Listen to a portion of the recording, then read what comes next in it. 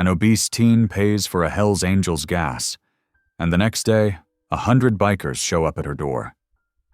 A lonely teenage girl in a small town does something nobody else would. She helps a rough-looking biker stranded on the side of the road. She thinks it's just a small act of kindness, until the ground begins to rumble the next morning. The roar of engines shakes her house as 100 leather-clad bikers flood her quiet street, each one there for her. At first, everyone's terrified. But what these bikers do next changes everything. The town that once mocked her now fears her, and the kindness that made her a hero might just tear her world apart. Because when you show compassion to the wrong people, the whole world starts watching. But who are these men, really? And when kindness turns into chaos, will her small act of faith destroy her life, or save an entire town? Drop a comment below, and share which part of the world you're tuning in from today. If you enjoy stories like this, don't forget to subscribe for more. The fluorescent lights buzzed overhead as Hannah Bell stood behind the counter at Pete's Gas and Go, her fingers methodically counting the day's earnings. $1, $5, $10. The routine was familiar, almost soothing, if it weren't for the smudged reflection she caught in the glass door every time she looked up. The late afternoon light filtered through the windows, casting long shadows across the linoleum floor. Hannah tugged at her navy blue uniform shirt, trying to make it sit more comfortably across her shoulders. No matter how many times she adjusted it, the fabric always seemed to pull in all the wrong places. A group of teenagers from Mill Creek High pushed through the door, the bell chiming their arrival. Hannah's stomach tightened as she recognized Jesse Carter's distinctive laugh. He and his girlfriend Mindy made their way to the soda fountain, whispering and giggling. "Hey, Hannah Banana," Jesse called out, his voice dripping with mock sweetness. "Still holding down the fort?" Hannah kept her eyes on the register, pretending to be absorbed in counting quarters. She could hear Mindy's snicker, followed by the sound of ice dropping into cups. "I asked you a question," Jesse pressed, leaning against the counter. "Or are you too busy eating all the inventory?" Heat crept up Hannah's neck as she forced herself to look up. "That'll be $3.50, she said quietly, noting their filled cups. The phone rang just as Mindy was about to speak, and Hannah gratefully reached for it. Her mother's familiar voice came through the line, tired but warm. "Hannah, honey, don't forget to pick up milk on your way home," Sharon Bell said. "And remember what we talked about. Just keep your head down if anyone gives you trouble. No need to talk back or make things worse." "Yes, Mama," Hannah replied, watching as Jesse and Mindy made their way to the door, still laughing. "I remember. Good girl. I'll see you at home." The line went dead, and Hannah was alone again with the humming lights and her thoughts. As evening settled in, the steady stream of customers slowed to a trickle. Hannah watched through the windows as cars became increasingly scarce on Highway 19, their taillights disappearing into the gathering dusk. The radio played softly in the background, an old Conway Twitty song that reminded her of Sunday afternoons when her daddy was still alive, when he'd dance with her mother in their tiny kitchen. She caught herself swaying slightly to the music, humming along as she restocked the candy display. "Hello, darling. Nice to see you." The familiar lyrics brought a small smile to her face, even as they squeezed her heart with their memories. Thunder rumbled in the distance, and Hannah glanced up at the darkening sky. Storm clouds were rolling in from the west, bringing with them the promise of rain. The weather matched her mood, heavy, threatening to spill over at any moment. She'd gotten good at holding it all in, though. The hurt from the daily jabs about her weight, the loneliness of Friday nights spent watching TV with her mama instead of going to football games, the quiet ache of being 17 and invisible, except when someone wanted to make her feel small. The sound of an engine caught her attention, different from the usual cars that stopped for gas. This was the distinctive rumble of a motorcycle, but something about it sounded wrong. The bike pulled into the station, its headlight cutting through the gathering gloom, and Hannah could hear the engine sputtering and coughing. The Harley rolled to a stop near pump number 3, its rider's shoulders slumped in what looked like defeat. Through the glass, Hannah watched as the figure kicked down the stand and swung off the bike. Her heart picked up its pace slightly. She'd been warned about bikers, about the trouble they could bring. But as the thunder rolled again overhead, closer now, she couldn't help but feel a twinge of sympathy. Broken down was broken down, no matter who you were or what you rode. The world outside the gas station windows had taken on that peculiar pre-storm dimness, where everything seems to hold its breath, waiting for the first drops to fall. The buzz of the fluorescent lights seemed louder in the quiet, and Hannah found herself standing very still, watching as the biker approached the door. She thought about her mother's words. Keep your head down. Don't make trouble. But something else stirred in her heart. Something that reminded her of her daddy's voice saying, "Kindness don't cost nothing, sugar pie." The bell above the door chimed, and Hannah straightened her shoulders, ready to face whatever the night might bring. Because sometimes, she thought, keeping your head down wasn't the answer. Sometimes you had to look up and meet whatever was coming, even if your heart was beating like a hummingbird's wings in your chest. The radio played on softly in the background, Conway Twitty's voice mixing with the distant thunder, as Hannah waited to see what this strange Tuesday evening had in store. For better or worse, the quiet routine of her shift had just been interrupted, and there was no going back to the solitude of moments before. The glass door swung open with a gentle chime, bringing with it the electric smell of approaching rain. The biker's boots made heavy sounds against the linoleum floor as he entered, water dripping from his leather jacket. In the harsh fluorescent lighting, Hannah could see the faded death head insignia of the Hells Angels on his back, the stitching worn but still visible. Mrs. Peterson, who had been studying the nutrition label on a can of soup, clutched her basket closer to her chest. The teenage boy examining the energy drinks suddenly found somewhere else to be.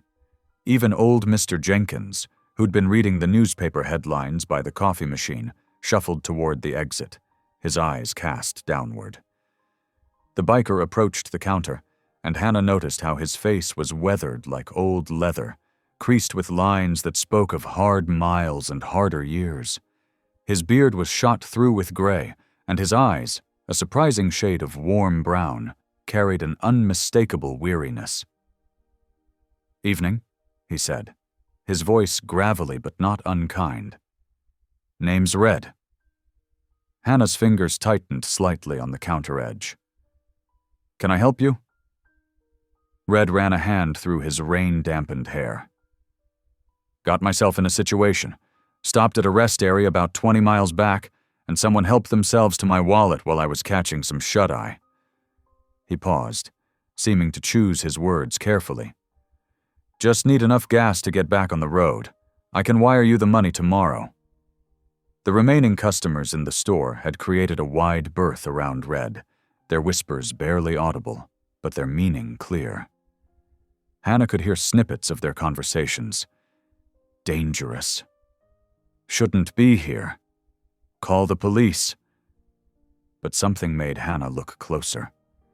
Beyond the intimidating exterior, she saw the slump in his shoulders, the exhaustion in his stance.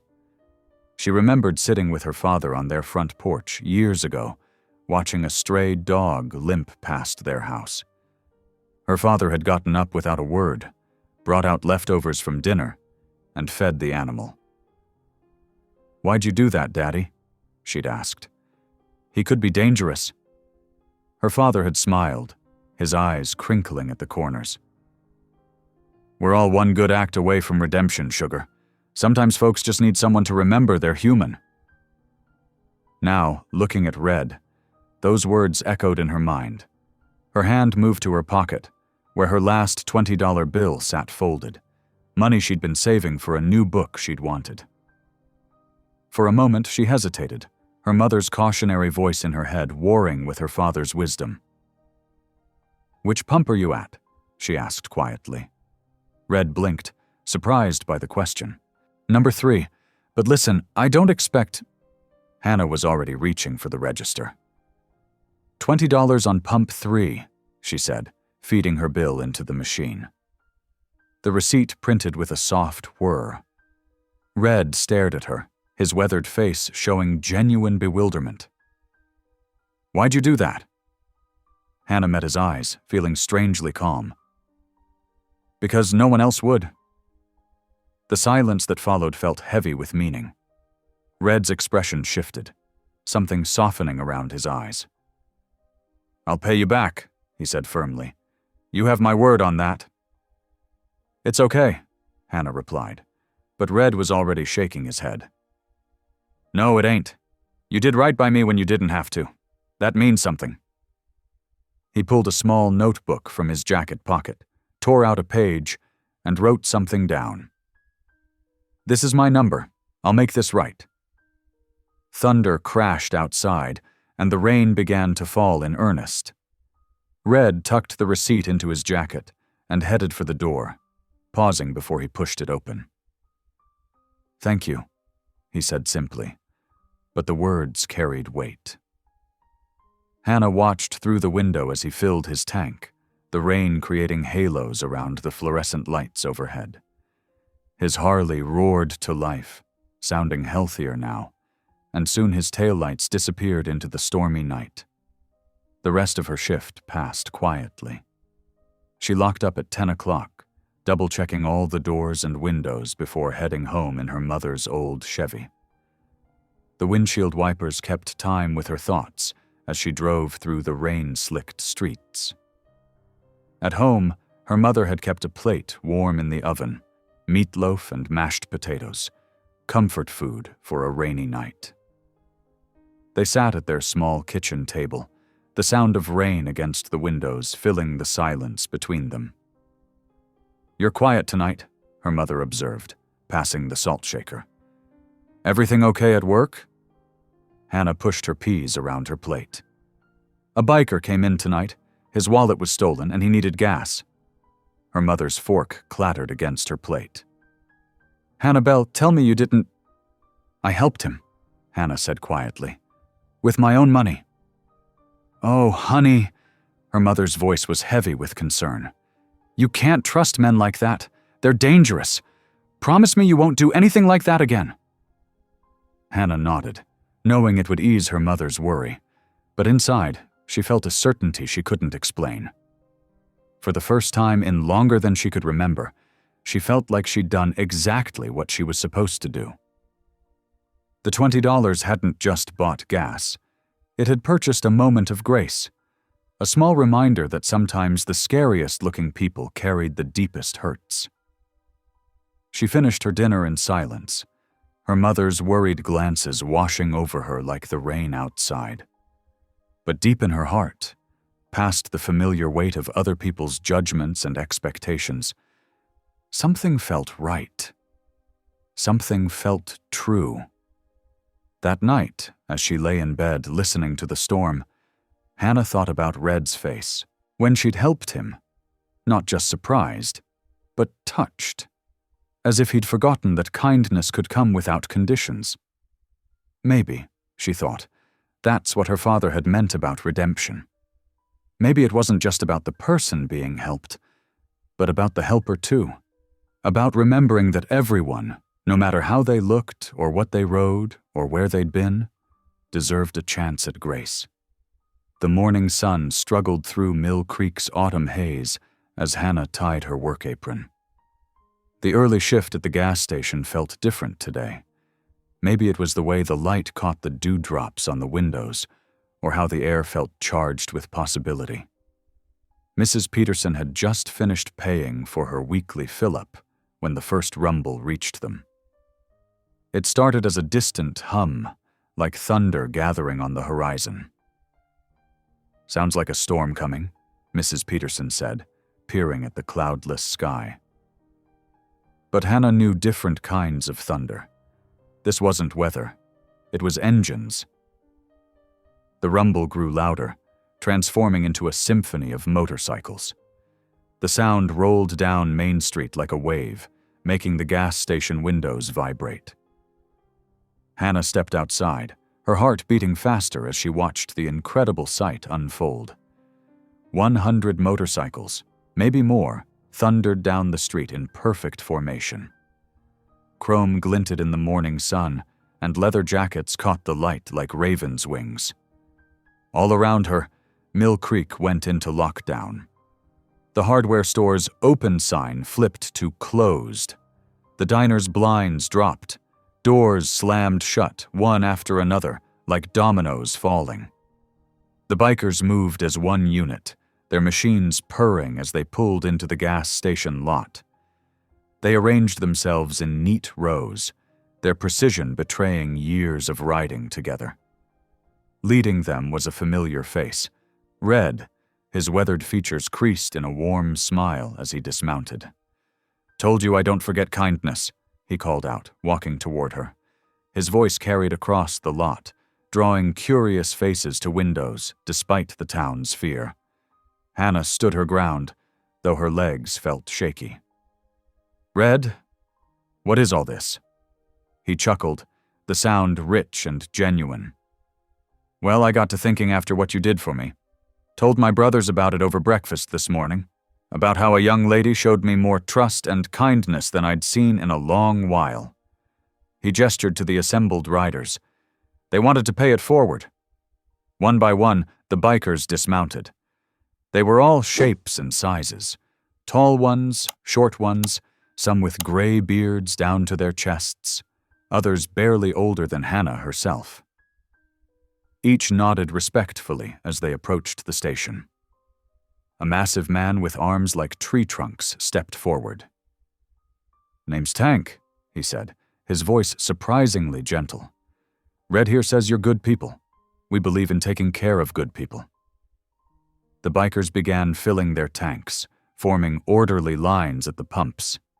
Inside the store, they bought coffee, snacks, and supplies.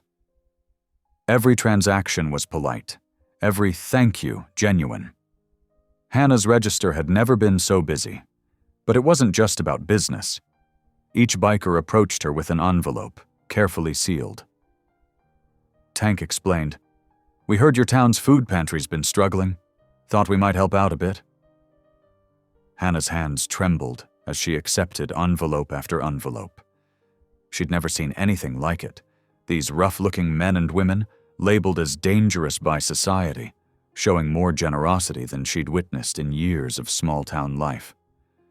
Through the windows, she could see townspeople gathering at a safe distance, whispering among themselves.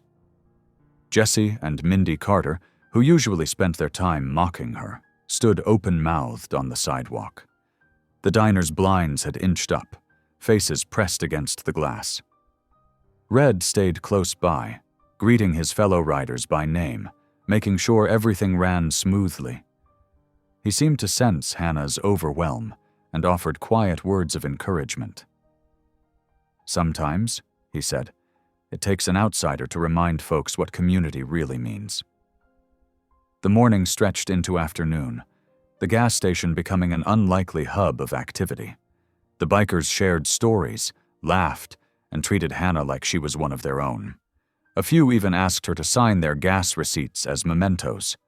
Around 4 o'clock, a black SUV pulled into the lot. Mayor John Wilkins stepped out, his usual polished smile replaced by barely concealed concern. He approached Red directly, adjusting his tie. "Gentlemen," the mayor said, his voice carrying that particular tone politicians use when they're trying to sound authoritative, yet non-threatening. "While we appreciate your patronage, I trust you'll be moving along soon?" Red turned to face him, calm but unmovable. "Don't worry, Mr. Mayor. We'll be gone by sunset. Just wanted to show our appreciation to someone who showed kindness to one of our own." The mayor's eyes darted between Red and Hannah, clearly trying to piece together this unlikely connection. "Yes, well, ensure that you do." He retreated to his vehicle, but not before giving Hannah a look that made her stomach clench. As the afternoon sun began its descent, the bikers prepared to leave. Each one took time to thank Hannah personally. Tank presented her with a final envelope, thicker than the others. "Emergency fund," he explained with a wink. "Just in case." Red was the last to approach. "Thank you again, Hannah," he said softly. "Sometimes the smallest act of kindness can start something bigger than ourselves." Hannah looked at the stack of envelopes in her hands, then at the gathered bikers.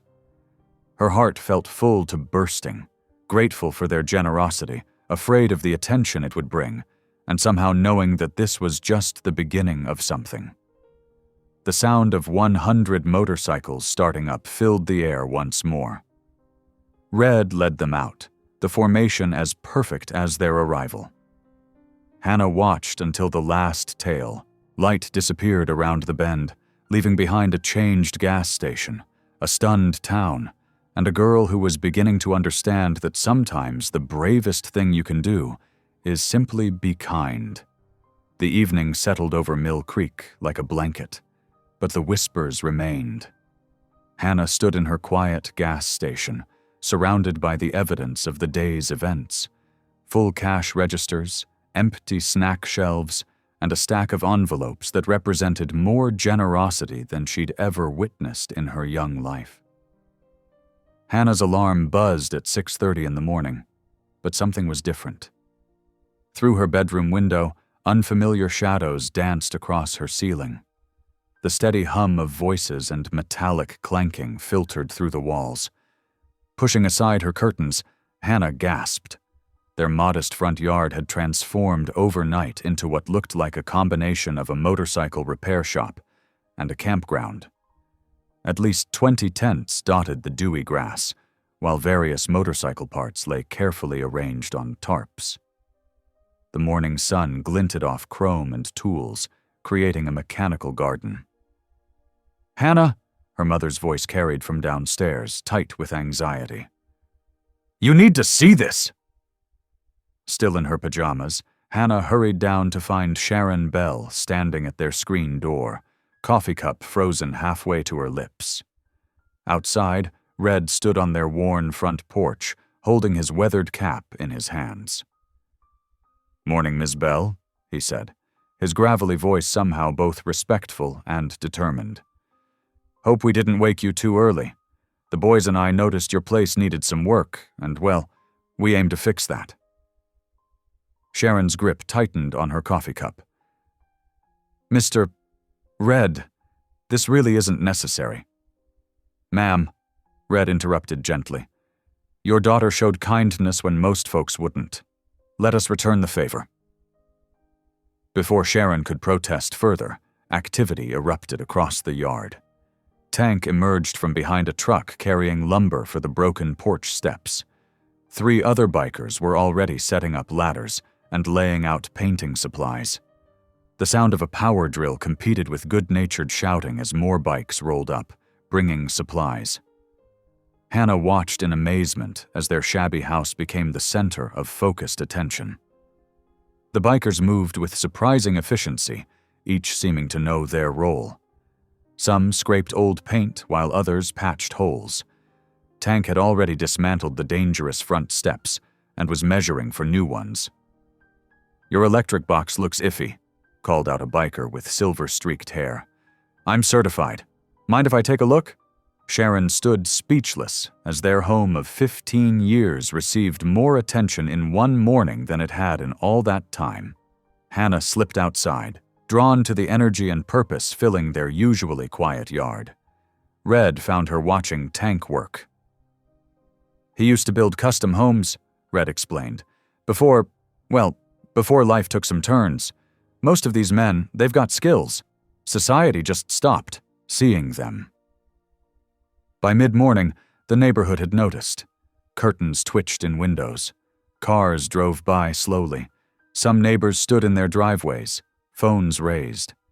Hannah caught snippets of their whispers. Dangerous element and property values. Around 11 o'clock, Pastor Lowell's silver sedan pulled up. He approached carefully, his Bible tucked under one arm like a shield. "Hannah," he called, gesturing her over. "Might I have a word?" Hannah felt Red's protective presence behind her as she walked to meet the pastor. "My dear," Pastor Lowell began, his voice low and concerned, "while Christian charity is admirable, these men, they don't belong here. Their reputation—" "Is exactly that," Red interrupted, stepping forward. "Just reputation. Pastor, half these men served their country. The other half served time and paid their dues. Now they're serving others. Isn't that what your good book teaches?" The pastor shifted uncomfortably, but before he could respond, a commotion drew their attention. Tank had noticed Mrs. Anderson, their elderly neighbor, struggling with her walker on her steep front steps. Without hesitation, he gathered some lumber and began constructing a wheelchair ramp. "Ma'am," they heard him say gently, "this ain't safe for you. Give me an hour." The transformation continued throughout the day. Sharon left for her shift at the diner, worry lines creasing her forehead. When she returned that evening, her face was pale. "Mr. Peters pulled me aside," she told Hannah quietly. "Says this kind of attention isn't good for business. Warned me about keeping my job." Hannah's heart sank, but before she could respond, there was a knock at the door. It was Tank, holding grocery bags. Behind him, a line of bikers carried more supplies. "Hope you don't mind," he said, heading for the kitchen. "Noticed your fridge was running on empty. Got some basics, milk, eggs, bread. The boys pitched in?" Sharon's eyes welled up as bag after bag filled their kitchen counter. Hannah watched her mother's resistance crumble in the face of such genuine kindness. Throughout the afternoon, something else began to change. Local kids, initially scared of the bikers, started creeping closer, fascinated by the motorcycles and activity. Tank showed them how to safely use basic tools. Other bikers shared stories. Laughter began to replace fearful whispers. As the sun started to set, Hannah found herself sitting beside Red on their newly rebuilt porch steps. The wood was fresh and solid beneath them. Their house gleamed with new paint. The yard was clean, the grass trimmed. Inside, the fridge hummed, full of food. "Why do all this?" Hannah asked softly, watching the sunset paint the sky in shades of purple and gold. Red was quiet for a moment. "People see leather," he finally said, his voice rough with emotion. "But they don't see hearts. They see patches and tattoos, but not the men wearing them. You did, though. That night at the gas station, you saw past all that, saw someone who needed help and gave it freely." Hannah looked out at the yard, where Tank was teaching neighborhood kids how to properly hold a hammer, where former soldiers and ex-cons had spent their day rebuilding not just a house, but maybe something more. "Today," Red continued, "you saw us, really saw us, not for what we look like, but for what we did. That's rare, Hannah. That's special." They sat in comfortable silence as the day's light faded. For the first time in her life, Hannah felt truly seen too, not for her size or her awkwardness, but for the simple act of kindness that had started all this. In helping others be seen, she had finally become visible herself. The morning sun painted Mill Creek's streets in warm golden light as Hannah stood in front of her mirror, fidgeting with her clothes. A week had passed since the bikers had transformed their home, and now Red had invited both her and Sharon to join the club's charity ride for the town's food bank. "Mom?" Hannah called out, hearing Sharon's footsteps in the hallway. "Are you sure about this?" Sharon appeared in the doorway, looking uncertain in her borrowed denim jacket. Honestly? No, I'm not sure at all. She attempted to smooth her hair, which refused to cooperate in the humid morning air. But you've been different this past week, honey. Happier. I haven't seen you smile this much since… She trailed off, both of them knowing she meant since before the bullying got bad. The rumble of motorcycles filled the air as dozens of bikes pulled up outside their house. Hannah rushed to the window, her heart beating faster at the sight of chrome gleaming in the sunlight. Red's familiar figure led the group, his bike coming to a stop right in front of their porch. "Ladies," he called out, removing his helmet, "your chariot awaits." Hannah couldn't help but giggle at the theatrical bow he gave them. A cherry-red sidecar was attached to his motorcycle, looking freshly polished and ready for adventure. "Now, Sharon," Red said, his voice taking on a gentler tone, "I promise you, we'll take good care of your girl. Every rider here has 20-plus years of experience, and we'll be taking the scenic route. Nice and easy." Sharon's fingers twisted nervously in her jacket hem. "And you're sure about this food bank thing? The whole town will be watching." "That's exactly why we're doing it," Red replied. "Sometimes people need to see something good to remember they can be part of it." The morning air was crisp as they set out, a long line of motorcycles thundering down Main Street. Hannah settled into the sidecar, which Tank had carefully cushioned with extra padding. The wind whipped through her hair, carrying away all her usual worries about what people thought of her. Country music drifted from speakers mounted on several bikes. Old songs about freedom and open roads. Hannah recognized some from the radio at the gas station. But they seemed different out here, more alive somehow. They stopped at several local businesses that had agreed to be collection points for food donations. At each stop, more townspeople gathered, first watching cautiously, then stepping forward to help load boxes of canned goods and dried foods into the support vehicles following the group. During their lunch break at Wilson's Creek Park, Hannah found herself sitting with Red at a picnic table, sharing sandwiches that Tank's wife had packed for everyone. Sharon was nearby, deep in conversation with some of the other riders' families who'd joined them for the day. "You know," Red said quietly, watching the crowd, "I haven't done something like this in years. Not since my Katie." Hannah paused mid-bite, sensing the weight in his words. "Katie?" Red pulled out his wallet, carefully extracting a worn photograph. A teenage girl smiled back at Hannah, her red hair the same shade as her father's must have been before it grayed. "My daughter," he explained, "lost her to drugs 8 years ago. She was just a little older than you." Hannah's heart ached at the pain in his voice. "I'm so sorry." "You know what the worst part was?" Red continued, his weathered fingers tracing the photo's edge. "It wasn't the drugs that killed her. It was the shame, the feeling that she wasn't worth saving anymore. That's why what you did that night meant so much. You showed kindness when most people would have turned away.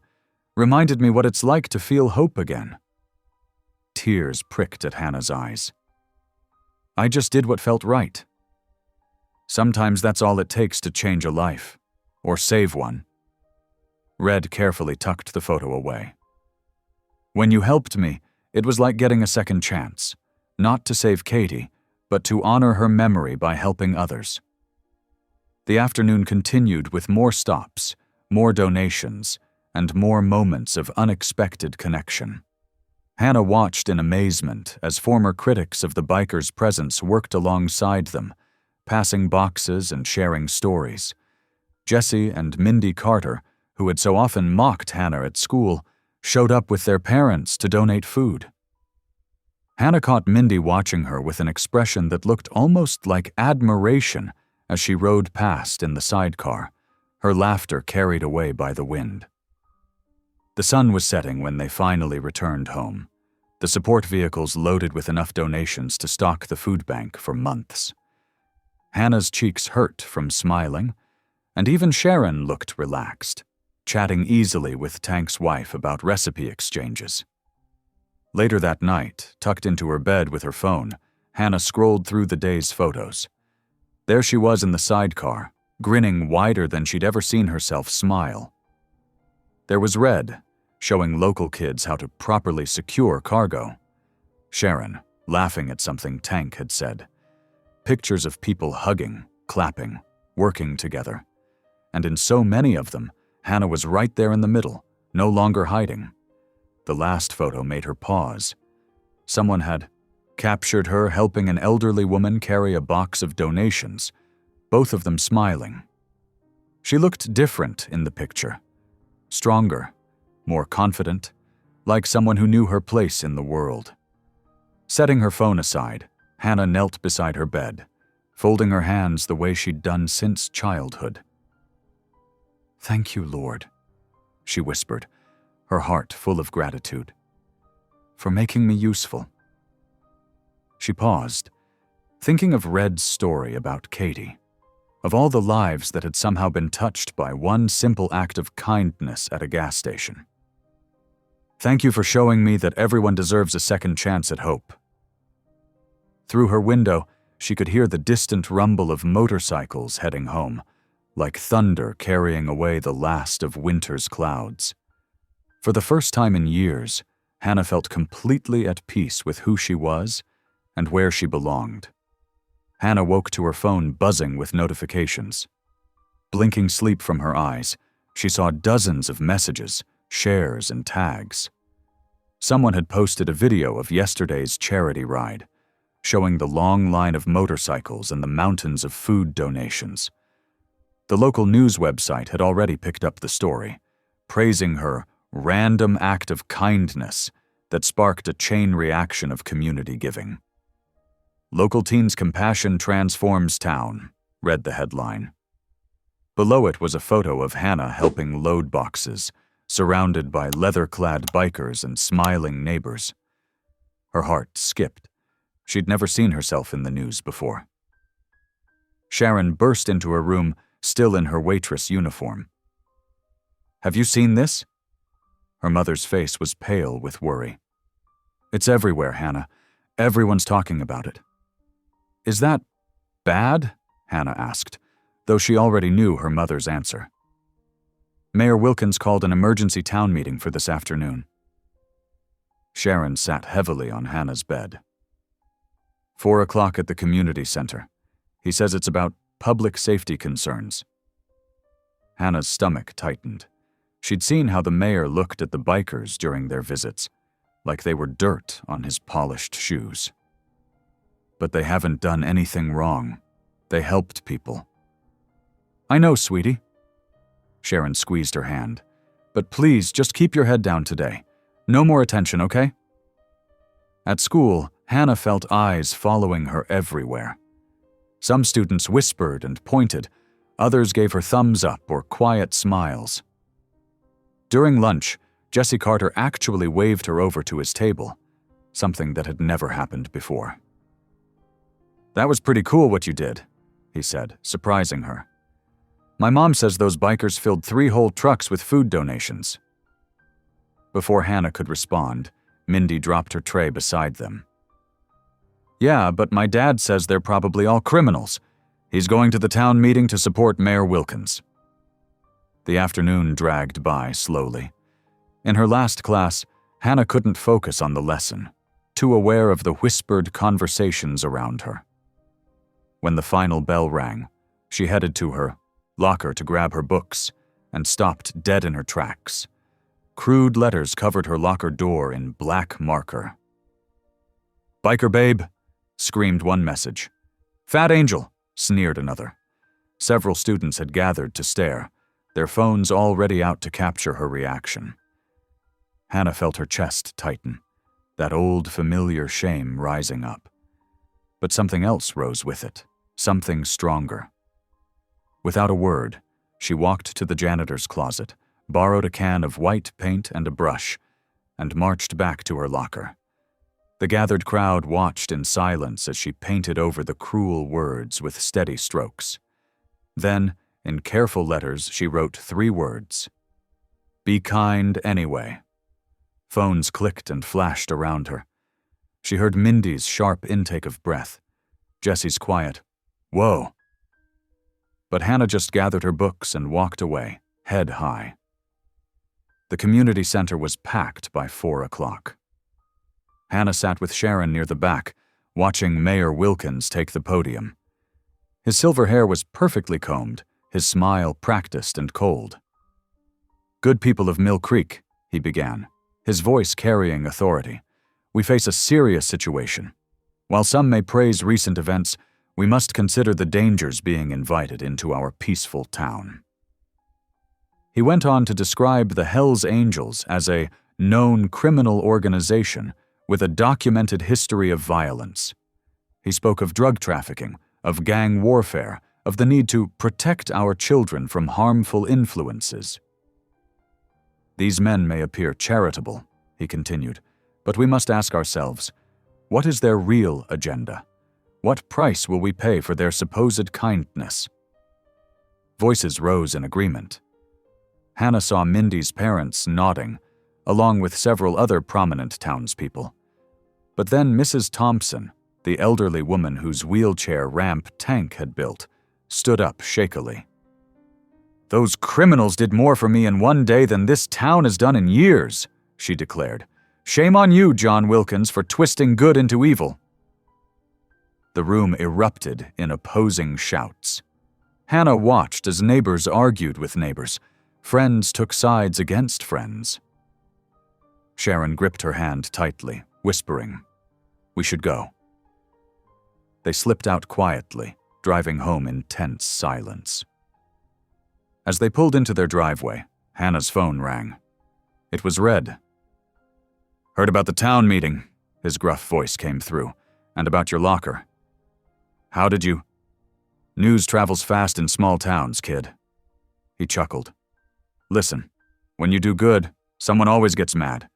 Means you're shaking up their comfortable little world, making them think about things they'd rather ignore." Hannah felt tears welling up. "I didn't mean to cause trouble." "Trouble?" Red's laugh was warm. "You caused love, Hannah. Everything else is just noise. Hold your head up, kid. Thunder's on your side." That night, Hannah stood by her bedroom window, looking out at the starlit sky. In the distance, she could hear the rumble of motorcycles on the highway. Not threatening, but comforting. Like a promise that goodness, no matter how much some might try to twist it, would always find its way home. The sound of engines faded into the night, but their echo stayed with her, reminding her that sometimes the most important thing wasn't being accepted by everyone. It was being true to what you knew was right. The late September sun painted Mill Creek's fairgrounds in warm golden light. Hannah stood near the entrance, watching pickup trucks and cars roll in one after another.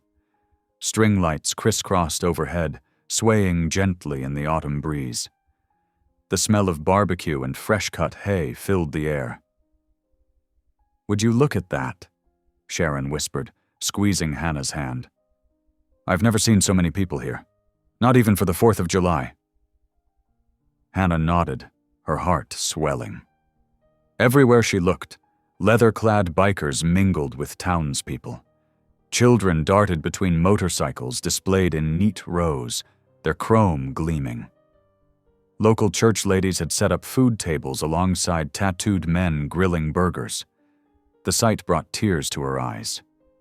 Red appeared beside them, looking almost unrecognizable in a clean button-down shirt. "Pretty good turnout, huh?" He grinned, but Hannah noticed his hands fidgeting with his collar. "Listen, kid, I need to ask you something." Hannah turned, curious. Red cleared his throat. "We want you to speak tonight. Tell your story."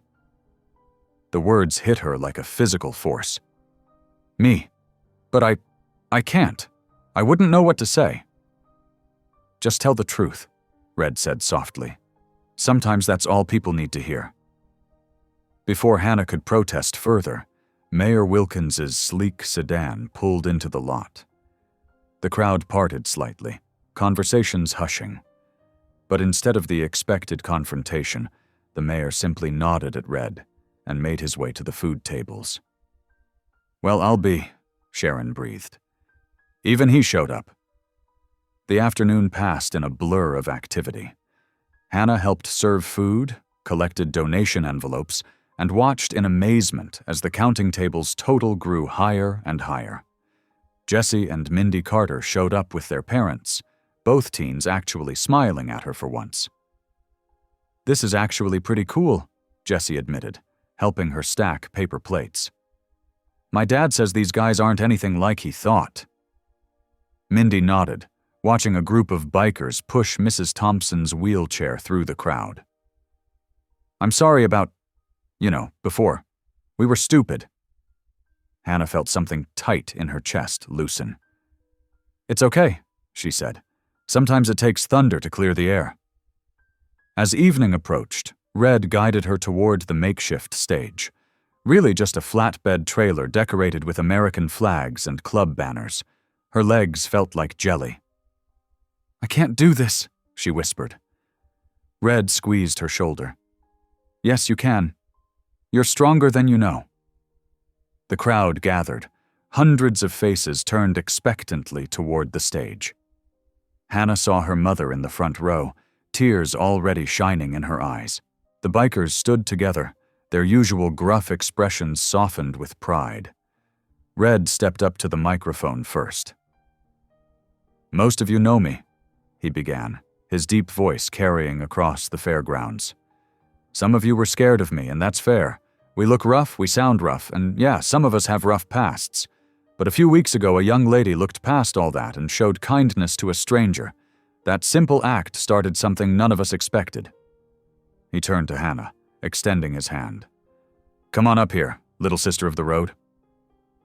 Hannah's feet moved without her telling them to. The wooden steps creaked under her weight, but she barely noticed. The microphone loomed before her like a challenge. She took a deep breath, remembering her father's words about redemption. Her voice trembled as she began. "I never thought I'd be standing here," she said. "For most of my life, I tried to be invisible. When you're different, when you don't fit what people think you should be, it's easier to hide. That's what I was doing that night at the gas station, just trying to stay invisible." The crowd was utterly silent. Even the wind seemed to hold its breath. But then this man came in, looking lost and tired, and something in me couldn't stay hidden anymore. I thought I was just buying gas for a stranger. I didn't know I was opening a door to something bigger than myself. She gestured to the bikers. Everyone said these men were dangerous, but they taught me that kindness isn't about being safe. It's about being brave, about seeing past labels and fears to the hearts underneath. Tears flowed freely now, but Hannah kept going. "I used to think kindness was something small people did. Turns out, it's what makes people big. It grows and spreads and changes things. Look around. Look what happened because one person decided not to be afraid." The applause started slowly, then built like approaching thunder. Hannah saw Mrs. Thompson dabbing her eyes, Jesse and Mindy cheering wildly, even Mayor Wilkins nodding with respect. The bikers raised their fists, their little sister chants drowning out everything else. Red hugged her tight as she stepped down, his own eyes suspiciously bright. "Proud of you, kid," he whispered. The counting table made its final tally. $10,327 for the food pantry. The announcement sent another wave of cheers through the crowd. As night fell, the string lights twinkled like stars. Someone started playing music, old country songs that everyone seemed to know. Hannah found herself being pulled into an impromptu dance, spinning between bikers and townspeople alike.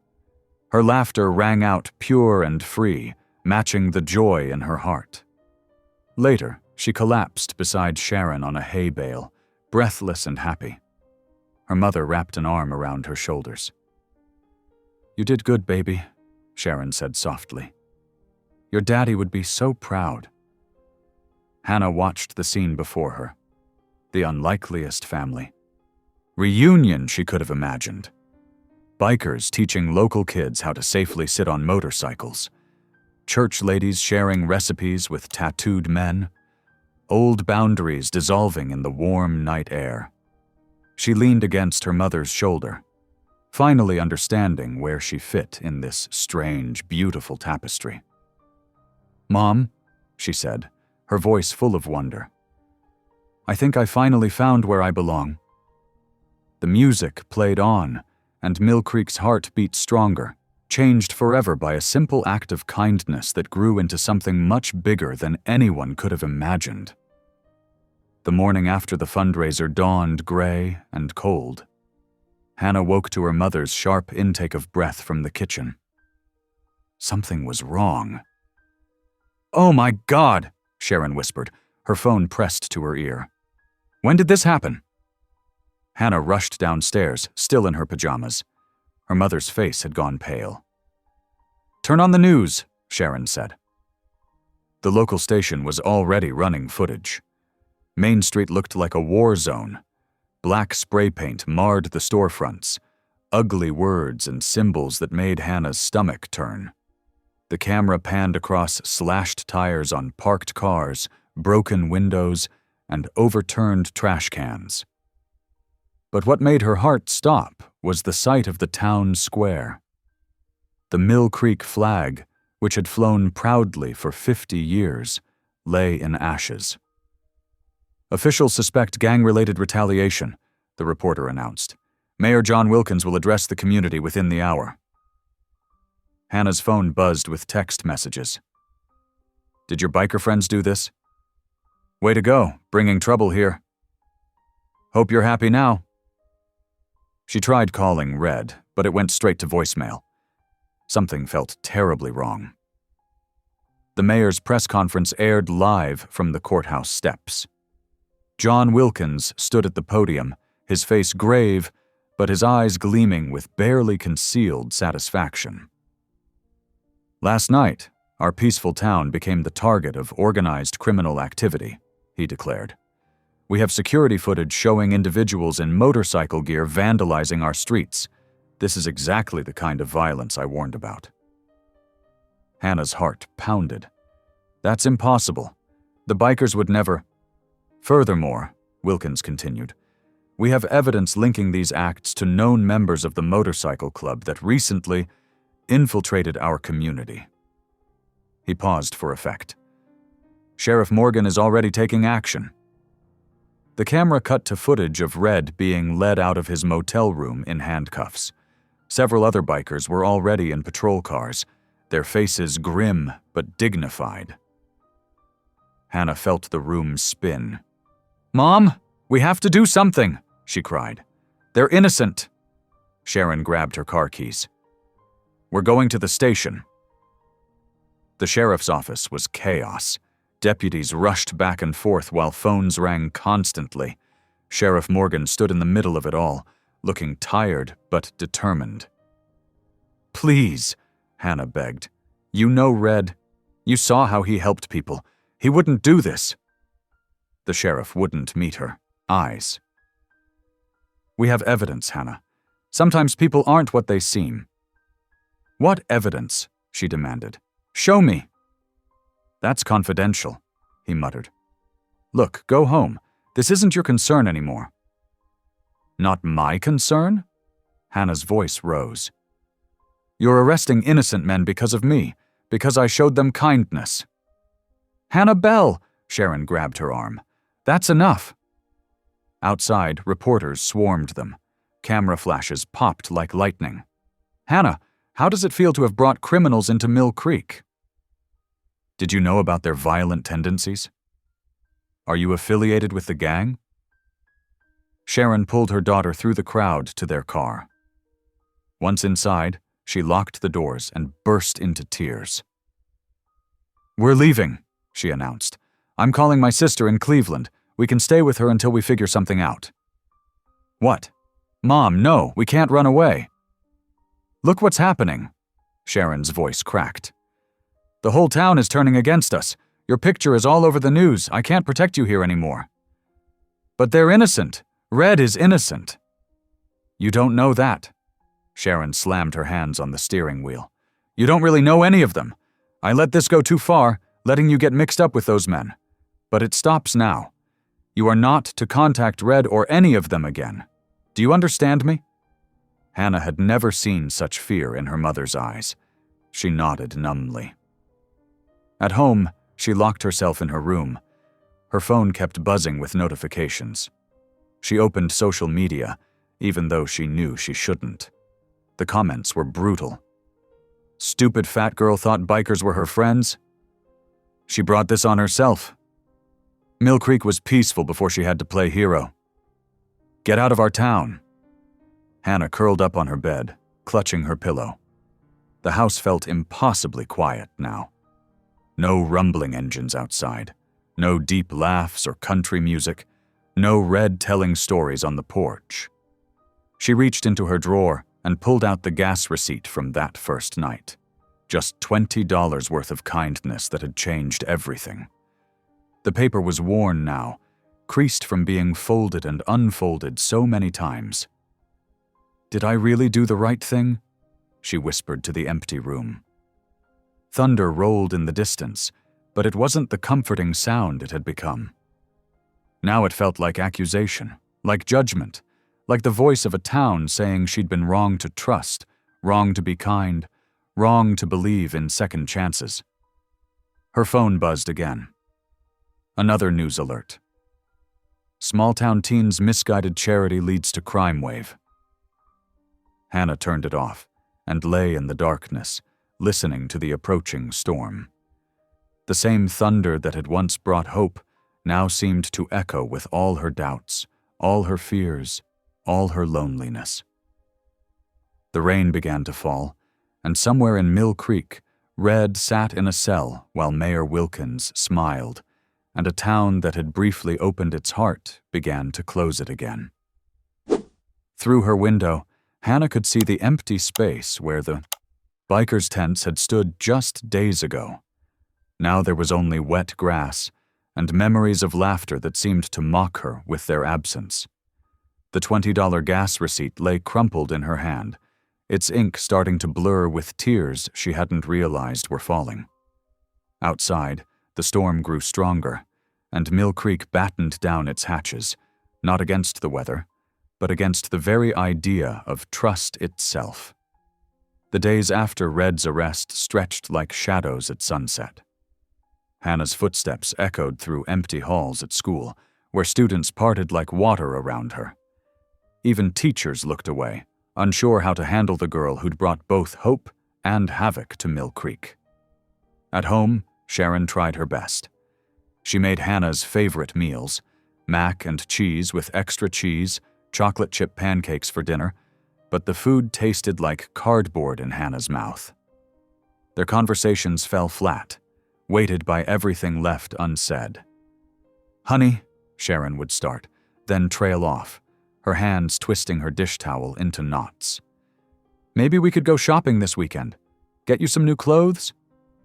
But Hannah just shook her head. "I'm going to the food pantry," she'd say, and slip out before her mother could argue. The food pantry became her sanctuary. There, among the neat rows of canned goods and boxes, she could pretend everything was normal. She sorted donations, checked expiration dates, and packed boxes for families in need. The routine helped, even if every other volunteer watched her with careful, distant eyes. On Wednesday afternoon, she was stacking boxes when Mrs. Peterson, the pantry director, touched her shoulder. "Hannah, dear, there's someone asking for you outside." Her heart leaped. Could it be Red? But when she stepped into the sunlight, she saw Tank instead. The massive biker stood by the playground across the street, his usual confident stance replaced by a noticeable limp. He was working on the old swing set, his tools spread out on a red bandana. Hannah glanced around nervously, then crossed the street. "Tank? Are you okay?" He looked up, managing a smile that didn't quite reach his eyes. "Hey, little sister. Just fixing these chains before some kid gets hurt." His voice was quieter than she remembered, stripped of its usual boom. "Your leg. Just a scratch from when they roughed us up during the arrest." He tightened a bolt with more force than necessary. "Nothing compared to what Red's going through." Hannah's throat tightened. "Have you seen him? They won't let me visit?" Tank nodded slowly. "Yesterday. They offered him bail, but he turned it down flat." He straightened up, wincing slightly. Said, and I quote, "If doing right gets me jailed, then I'll stay till the truth gets out." He shook his head. "That's Red for you. Stubborn as a mountain." Hannah watched as Tank tested the swing's chains. "It's not fair," she whispered. "Everyone knows you didn't do it. The spray paint was all wrong, not your style. And the flag burning? Red would never. He's a veteran."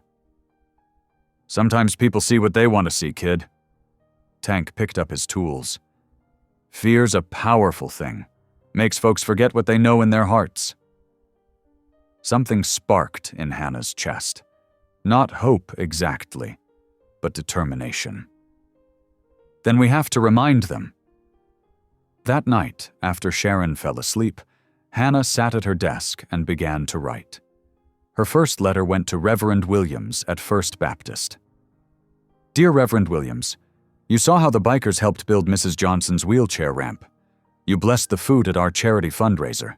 You know these men's hearts. Please help us show the truth." She wrote to Father Martinez at St. Michael's, to the editor of the Mill Creek Gazette, to 3 different veterans organizations. Her hand cramped, but she kept going, pouring out everything she'd seen. The kindness, the honor, the quiet ways the bikers had helped without asking for credit. The next morning she mailed the letters before school. By afternoon, her phone buzzed with a text from an unknown number. "Keep the faith, little sister. The truth rides with thunder." Over the next few days, small changes rippled through Mill Creek. A veterans group posted about Red's service record online. The church bulletin mentioned praying for justice and understanding.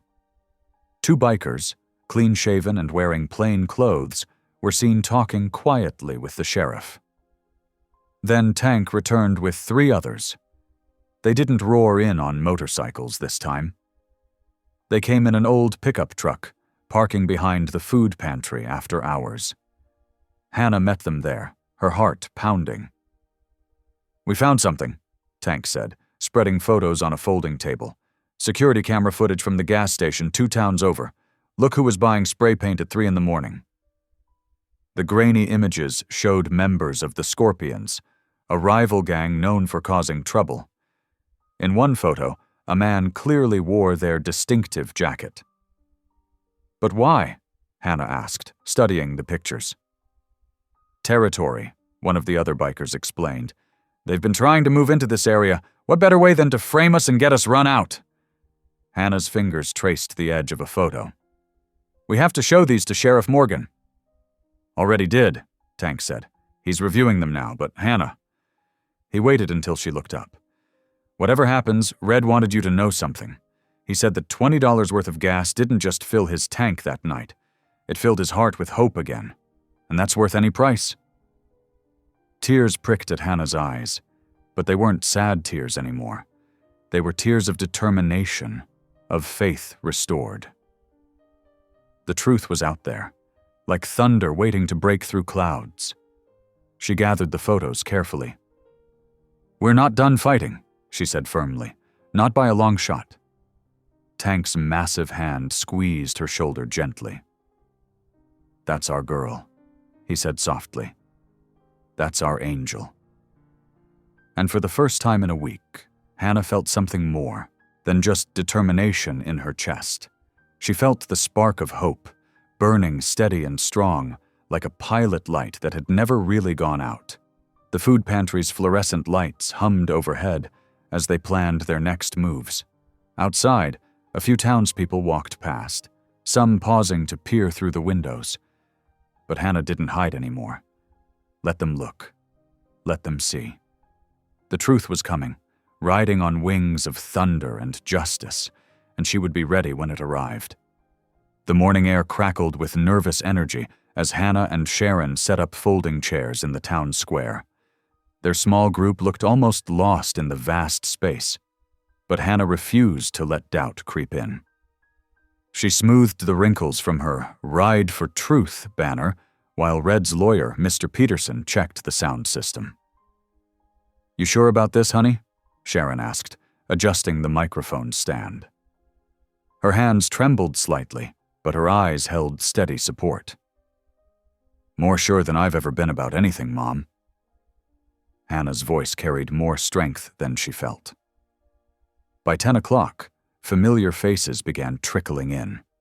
Mrs. Johnson wheeled herself to the front row, the same woman whose ramp Tank had built. Tommy from the hardware store brought coffee for everyone. Even Jesse and Mindy Carter showed up, looking uncomfortable but determined. "We saw those pictures," Jesse said quietly. "The ones of the scorpions. We know we were wrong about Red." Hannah's heart swelled. "Thank you for coming." The rumble started small, just a few motorcycles at first, rolling down Main Street.